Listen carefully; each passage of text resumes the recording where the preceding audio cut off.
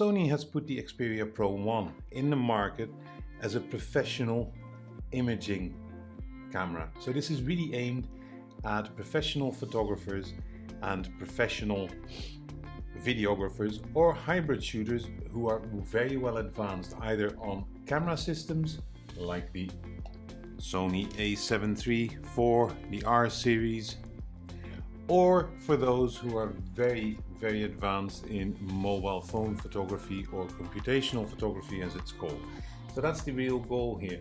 It comes with a large 1-inch type Exmor RS CMOS image sensor, as it's fully called, which basically means they took it out of the RX Mark 7, which is pretty significant. Yeah? Sony has multiple cameras, the Sony ZV-1 for vloggers. Now there was the Sony EV-1 lately, all 1-inch sensor cameras, and then of course you've got the RX 107, which also has exactly that type of sensor. What they've also done is really include features, and that's the great thing about mobile phones. It's highly computational as such, even more than digital cameras. So there is now very clear details in high dynamic range, which is great. They have natural bokeh effects. This is bokeh. You see my camera is now centered completely on the front, and my finger here, which you see waving, is the background, shot at f2.8. That is bokeh, basically the blurry background. It's one of the difficult things, I think, both for smartphones when you take pictures with it and specifically for cameras, is low light situations. So either in the dark or you just wanting to take a picture somewhere where there's really not much light.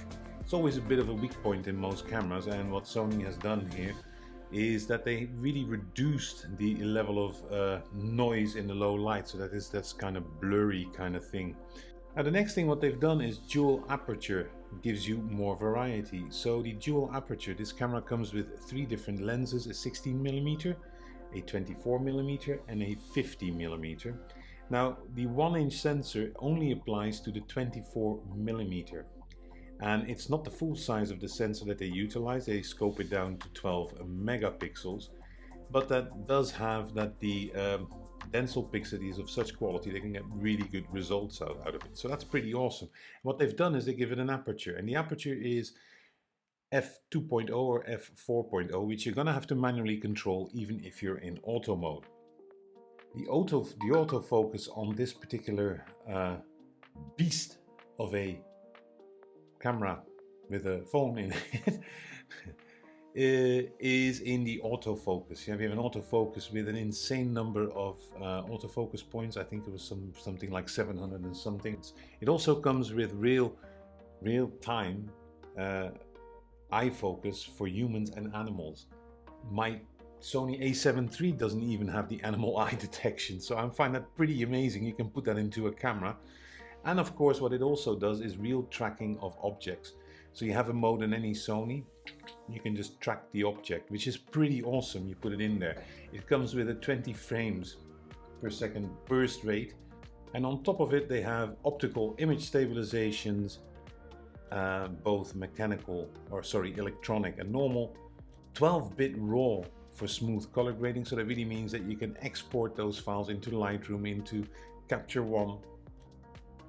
Pretty amazing. And they've done a really cool thing is they've added a little shutter button so you can mimic the experience on a camera. And this is for photography already great. But if you see for videography, as usual, it gets even more insane. It shoots up to 4K, up to 120 frames per second in HDR. So you get a bit of a crop, but it's cool. They have a new app here, Videography Pro, that gives you the actual control. So if you're really into videography, you can actually do something with it. The image stabilization or the embody stabilization will also kick in there, which is very handy. You probably still need a gimbal, but you already have that if you're one of the people who actually is making some money or a very advanced level into it. Object tracking again comes in handy for video. Now 2 things I really find amazing about this phone: audio jacks. Pretty much any kind of wireless, you can pretty much hook it into it, which is pretty awesome. And they even have accessories, a little vlogging, how do you call it? Vlogging setup. You just plunk it in, and a little monitor you can buy with it, because one of the disadvantages of really doing talking heads on a mobile phone is that you don't see yourself, so you can buy a little monitor. Now, all of this is pretty awesome, but all of this comes at a price. And the price of this telephone is between 1,700 and 1,900 euros without the accessories, so roughly around 2,000 euros if you kit it out fully. And the disadvantage I see of that, A, it's very costly. Point number 2 is the life cycle of the product, because mobile phone technology is developing so fast. Faster than in cameras, actually, to be very honest. So if you really look at that, within 2 to 3 years, you're going to have to again fork out that 2,000 euro. Although it's maybe in your subscription, it's still something that you have to pay. That's point number 1. Point number 2, the accessories are quite expensive. Yeah, it's about 200 euros on top of it. So I think that this phone is really for those who know what they're doing. So very advanced people, either in smartphone photography or in smartphone videography, or experienced people who are filmmakers and photographers.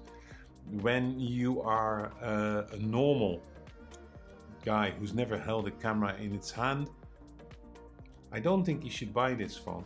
I think it's a fantastic concept. It looks great. What I love is the fact that it's pretty much mirrored the entire experience in shooting as on any Sony camera. That's great. But I find 1,800 euros, I for one will not buy it, for the very simple reason that I already have a full frame camera, and size matters. That's it. Leave your comments below, people. Talk to you next time.